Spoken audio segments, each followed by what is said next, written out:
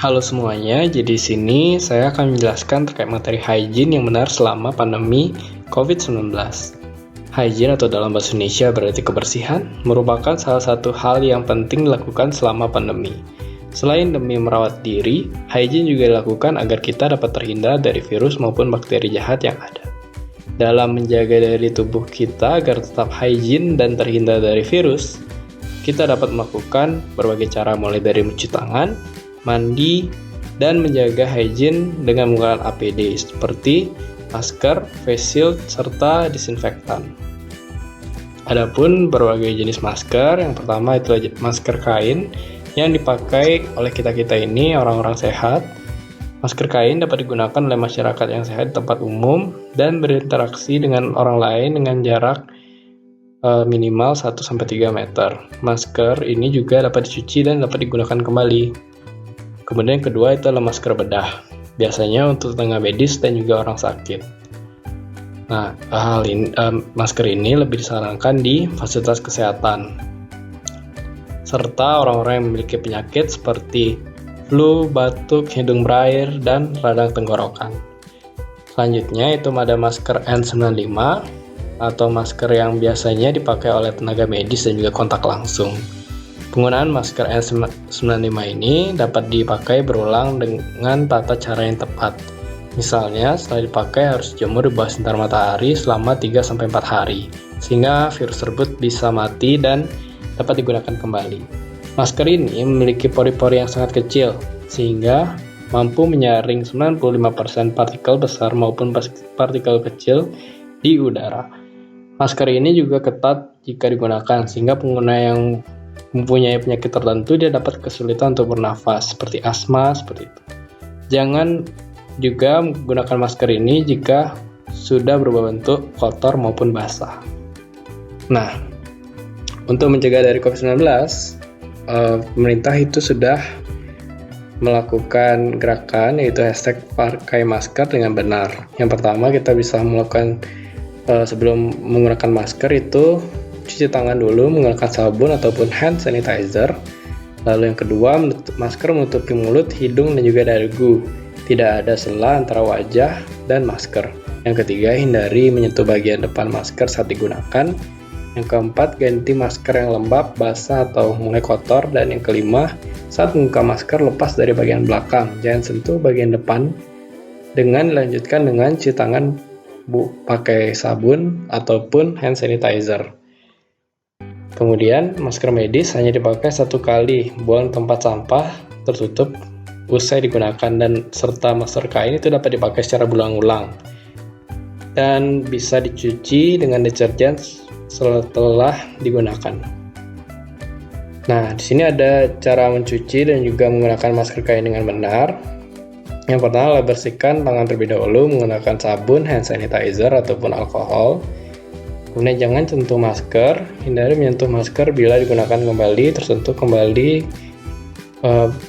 bisa melakukan pembersihan terhadap tangan dengan sabun ataupun hand sanitizer. Nah, setelah memakai masker itu kita bisa cuci. Yang pertama adalah siapkan air, bila mungkin air panas dengan suhu 60-65 derajat Celcius, tambahkan deterjen, rendam masker beberapa saat, lalu kemudian kucek hingga kotorannya luruh, bilas di bawah air mengalir hingga busa hilang, keringkan di bawah sinar matahari ataupun menggunakan pengering panas, setrika dengan suhu panas agar bakteri dan virus mati. Kemudian masker siap digunakan. Adapun kalau misalnya kita menggunakan masker seperti masker bedah, itu bisa ada tips dari cara pembuangannya, yaitu lepas masker dari bagian tali di belakang telinga. Kemudian lipat masker sehingga kuman atau droplet yang ada di bagian ada di dalam lipatan tersebut. Nah, juga hindari dari menyentuh maskernya. Jadi kita lipatnya itu pakai talinya tersebut. Kemudian yang ketiga adalah disinfeksi masker dengan disinfektan, klorin atau cairan pemutih. Lalu rusakkan masker dengan menggunakan tali atau dengan menggunakan gunting untuk menggunting dari tali dan tutupnya. Kemudian masukkan ke wadah atau plastik yang aman dan buang ke tempat sampah domestik. Maksudnya tempat sampah biasa. Lalu setelah kita membuang masker, kita bisa cuci tangan menggunakan hand sanitizer ataupun sabun selama 20 detik. Nah, ada juga nih starter pack atau standar yang dapat kita pakai selama new normal atau adaptasi baru saat kita bepergian. Yang pertama adalah kita wajib membawa masker cadangan harian sehingga kita bisa bepergian, dan apabila masker kita kotor, itu kita punya cadangannya, bisa bawa 1 hingga 2 buah. Lalu ada hand sanitizer apabila kita menyentuh suatu benda yang ada di ruang publik ataupun kita belum bisa cuci tangan menggunakan sabun, karena cuci tangan menggunakan sabun itu lebih baik daripada kita hanya menggunakan hand sanitizer. Namun diingat juga, kita cuci tangan dengan sabun itu menggunakan air yang mengalir ya. Yang ketiga itu adalah alat makan.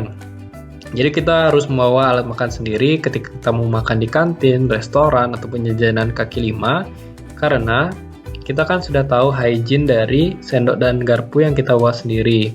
Maka dari itu tentunya lebih aman. Yang keempat adalah tumbler. Jadi kita bisa membawa tumbler atau air minum di tumbler sehingga dapat mengurangi dari sampah plastik dan mencegah kita dari dehidrasi.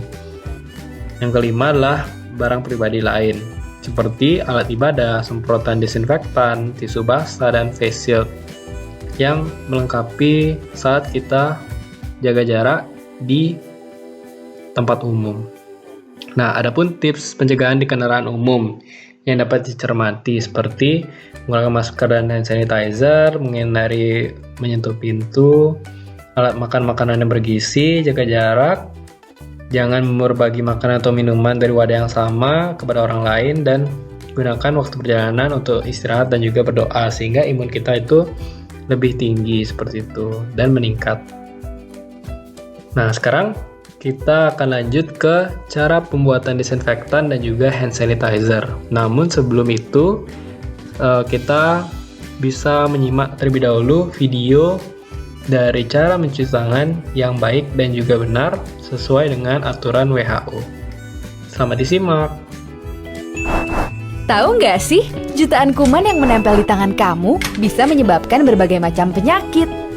Biasakan mencuci tangan dengan air mengalir dan juga sabun.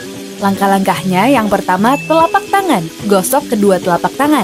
Yang kedua, gosok punggung dan sela-sela jari sisi luar tangan kiri dan juga sebaliknya. Ketiga, gosok sela-sela jari bagian dalam. Yang keempat, kunci jari-jari sisi dalam dari kedua tangan. Yang kelima, gosok ibu jari tangan kiri dan berputar dalam genggaman tangan kanan dan lakukan sebaliknya. Yang keenam, rapatkan ujung jari tangan kanan dan gosokkan pada telapak tangan kiri. Dan yang terakhir, bersihkan kedua pergelangan tangan secara bergantian dengan gerakan memutar. Dan setelah itu keringkan kedua tangan dan tutup keran dengan sikut atau bekas kertas tisu yang masih di tangan.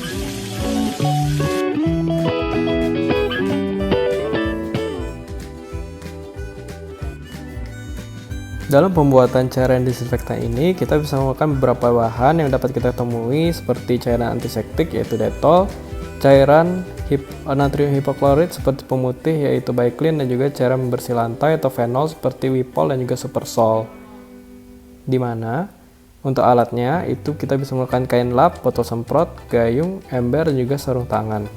Di mana dalam pembuatan cairan disinfektan berbahan dasar Baiklin, kita bisa menggunakan takaran yaitu 30 ml cairan pemutih baju plus 1 liter air, dan dalam takarannya itu kita bisa menggunakan 4 tutup botol Baiklin dengan 1 liter air. Itu kita bisa dapatkan dari gayung yang berukuran sedang.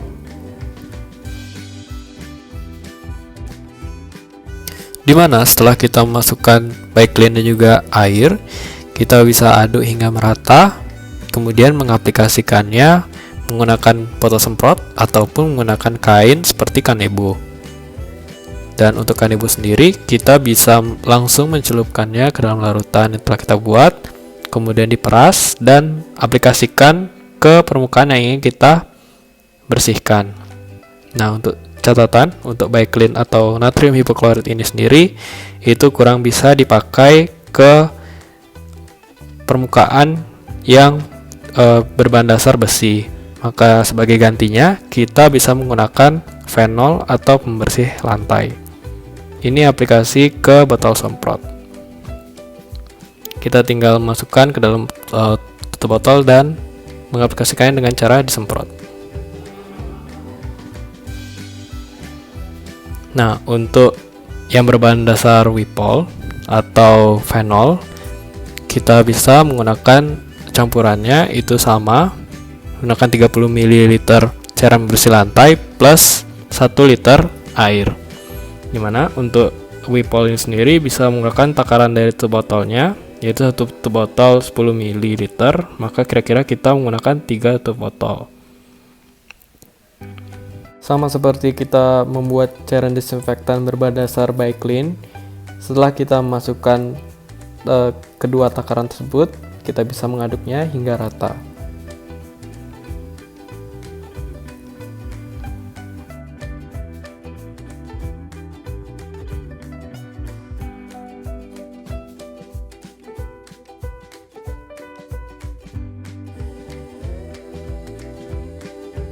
Untuk bahan terakhir yaitu antiseptik seperti Dettol, itu kita bisa menggunakannya dengan takaran 50 ml cairan antiseptik plus 1 liter air. Dimana untuk takaran dari Dettol itu sendiri kita bisa menggunakan 2,5 tutup botol. Kemudian setelah kita masukkan takaran tersebut, kita bisa mengaduknya hingga rata dan mengaplikasikannya sesuai keinginan. Dalam pembuatan dari hand sanitizer, kita memerlukan beberapa bahan seperti alkohol 70%, aloe vera, essential oil, dan juga botol kosong. Pertama-tama masukkan dari alkohol 70% sebanyak 60 ml, bisa menggunakan dari gelas takar. Agar hasilnya optimal, kita bisa menggunakan alkohol minimal 70% hingga 80% sehingga hasilnya itu dapat optimal. Selanjutnya kita bisa memasukkan dari aloe vera sebanyak 70 gram. Aloe vera ini bisa dari lidah buaya secara langsung ataupun dari Natura Republic maupun merek seperti Herboris. Fungsinya adalah untuk melembutkan dari tangan kita. Setelah itu kita bisa aduk hingga merata. Kemudian berikan dari essential oil sebanyak 2 tetes. Essential oil ini hanya opsional dan fungsinya hanya untuk memberikan aroma terhadap hand sanitizer kita. Setelah itu kita bisa memasukkannya ke dalam botol dan hand sanitizer pun siap untuk digunakan. Baik, sekian dari pemaparan materi terkait hygiene selama pandemi COVID-19. Mohon maaf apabila ada salah kata maupun kekurangan. Semoga bermanfaat dan sampai jumpa di video selanjutnya. Goodbye.